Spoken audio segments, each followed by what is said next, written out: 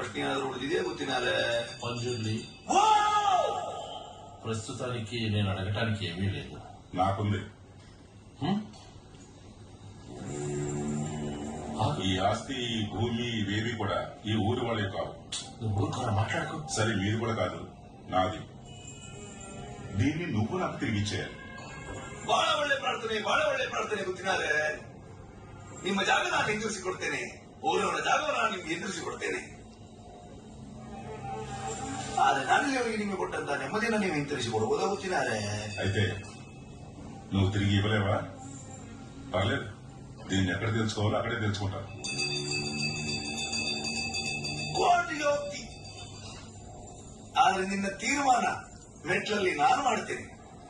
ಜಾಗ ಊರಿನವ್ರದ್ದು, ಅದರ ತೀರ್ಮಾನ ಇವತ್ತಲ್ಲ, ಮುಂದೊಂದು ಕಾಲ ಬರಬೇಕಾಗ್ತದೆ.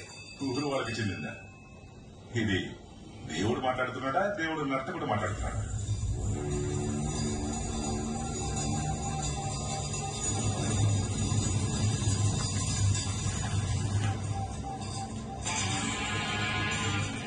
ದೈವವಾದ ನರ್ತಕನ ಇವತ್ತೇ ತೀರ್ಮಾನ ಆಗಿ, ನರ್ತಕನಾದ್ರೆ ನಾನು ನಿಮಗೆ ಸಿಗುವಂತವನಾಗಿ, ದೈವವಾದ್ರೆ